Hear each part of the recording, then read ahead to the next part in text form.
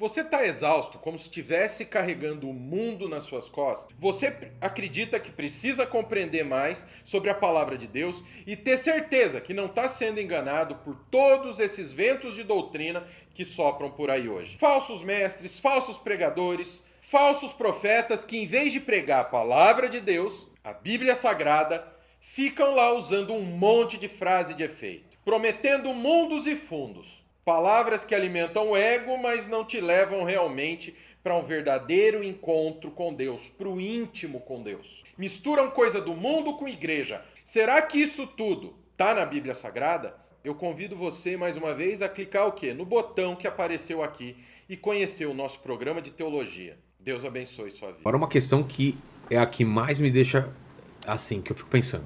Deus sabe de tudo. Sabe de tudo. E Ele sabe que eu vou pecar. Sabe de tudo. Por que Ele deixa eu pecar? Deus não criou robôs. Deus não criou autômatos. Só podia dar um toque e falar assim, ó, filho, você vai... Deus, quando criou o homem, lá no Éden, disse o seguinte, olha, de toda árvore do jardim comerás livremente. Da árvore da ciência do bem e do mal, dela não comereis, porque no dia em que dela comeres, certamente morrereis. Então Deus deu a ordem... O significado disso? O significado disso é o seguinte, que ordens de Deus são dadas e ordens de Deus precisam ser obedecidas. Desobedecer uma ordem de Deus é infringir sua vontade, é desonrar seu nome, é macular sua santidade, é rebelar-se contra ele. Então o homem se rebelou. O homem se rebelou. Foi lá, comeu o fruto. O comer o fruto significa eu quero ter... Eu quero ser como independente. Deus. Porque qual foi a base da tentação do mundo angelical? Como é que os anjos caíram? Quando este anjo de luz quis ser maior que os outros anjos, igual a Deus. E Deus já sabia que isso ia acontecer. Que ele ia... Veja, isso é muito importante, sua pergunta. Sua pergunta é excelente. Existe uma diferença entre presciência divina e determinação divina. Aí complicou. Pronto. Tá. Então, veja bem. Se eu disser para você, Deus não sabia, eu estou dizendo que Deus não é onisciente. Se Deus não é onisciente, ele não é Deus. Exato. Então, como onisciente, Deus sabe tudo. Tá. Deus não é pego de surpresa. Há uma falsa teologia no mercado aí chamado openteísmo, um teísmo aberto, que diz que Deus é surpreendido como nós o somos. Não, isso é apequenar Deus. Isso é humanizar Deus. Então, Deus é soberano, ele sabe tudo. Agora, o fato de Deus saber previamente que o homem ia cair não foi a causa determinadora para o homem cair. O homem foi responsável. Responsável. Então, Deus não decretou que o homem caísse. Deus não decretou que você fosse para o inferno. Deus sabia que o homem ia cair. Tanto é que o plano da redenção precede a queda.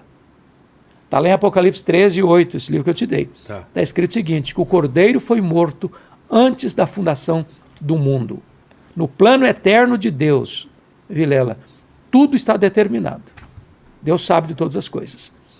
Porém, isso não anula a responsabilidade humana. Quando um cidadão recusa o evangelho e é condenado, ele fez essa escolha pessoal. Deus não tem a ver com essa escolha dele, ele é livre para tomar essa decisão. No sentido de que Deus não viola você ao regenerar você. Deus não pegou você e falou, a camisa de força. Ele inclina o seu coração para isso. Você toma essa decisão gostosamente, livremente, prazerosamente. O que o calvinismo entende é que quando você toma essa decisão, que Deus foi lá, tirou o tampão, tirou a venda, tirou o coração de pedra, e inclinou o seu coração para ele e operou em você o querer e o realizar. Mas, e no caso de Lúcifer e os anjos caídos? Essa é uma boa pergunta também. Eles tinham um livre-arbítrio? O livre-arbítrio ele tinha antes de pecar. O próprio anjo. Tá. Seres morais, todos, anjos e homens. A diferença dos anjos para o ser humano é que não há redenção para anjos. Não há arrependimento no mundo angelical caído. Não? Não. Há uma condenação Lúcifer peremptória. Não tem como se arrepender. Não tem como se arrepender. É condenação peremptória. Para nós tem chance, tem redenção. É por isso que Cristo veio ao mundo. Não há possibilidade de Lúcifer falar o seguinte, Deus... Porque ele tem livre acesso ao trono, né? Ele consegue ainda... Não consta a Bíblia, depois que ele foi expulso do paraíso, Ele vive nas regiões celestes. Mas a passagem de Jó. Isso aí não temos a questão da permissão de Deus de ele aparecer por lá. Mas ele pode? O Satanás, ele não tem status de comunhão com Deus. Ele foi banido da presença de Deus. Ele foi expulso do céu. Ai da terra, porque ele foi lançado sobre vós. E ele vem com ira. A tentativa dele está lá em Apocalipse 12, que quer destruir o Filho, que é Cristo. Não podendo destruir Cristo, ele tenta destruir a igreja.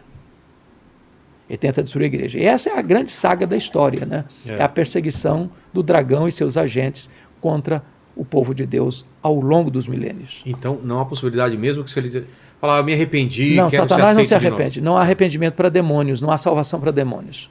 Então ele está condenado. Está condenado. E sabe disso. E sabe disso. E sabe disso. E se ele está condenado e sabe disso, por que ele quer fazer que a gente vá junto? Simplesmente por uma vingança? Porque, veja bem, se você perceber, a queda de Lúcifer tem a ver com orgulho. Total. A queda do homem tem a ver com orgulho. Porque qual foi a proposta de Satanás para o homem? Você vai ser igual a Deus. Coma desse fruto e... Você vai ser igual a Deus.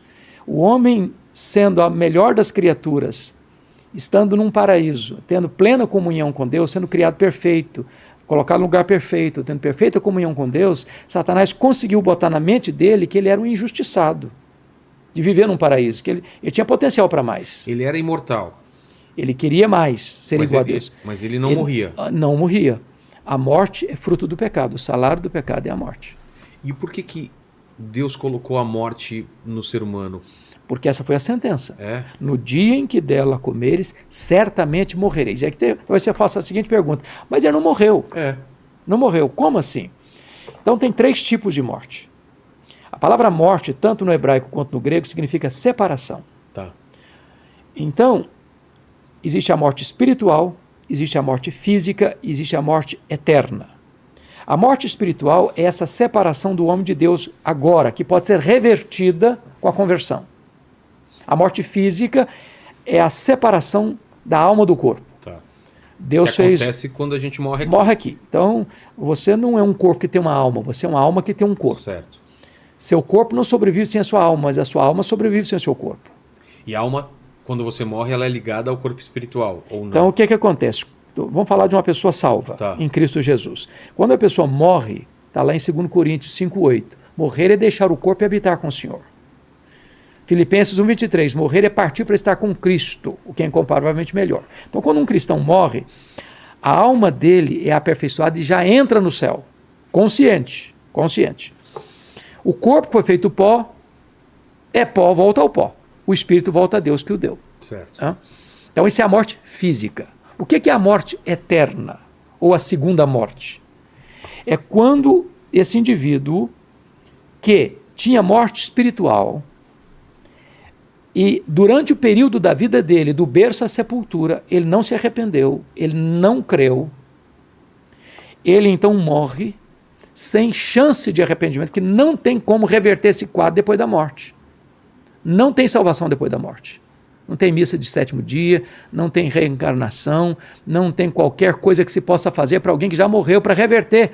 A sentença está lá em Hebreus 9:27. Ao homem está ordenado morrer uma só vez, vindo depois disso o juízo. Então aí a pessoa é banida para sempre da presença de Deus. Isso é morte eterna, é condenação eterna. E quem morreu antes de Jesus? Boa pergunta. Se sacrificar por todos nós? Essa é uma excelente pergunta.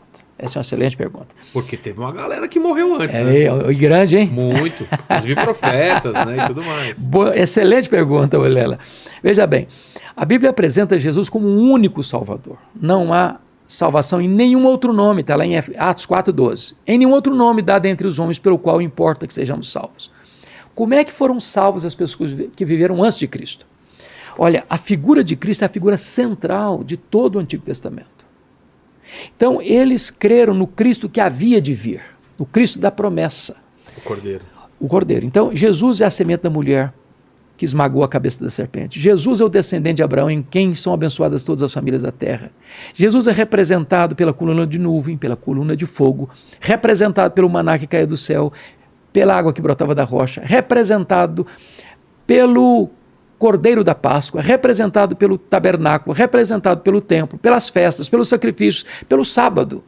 Tudo era sombra dele, ele é a realidade.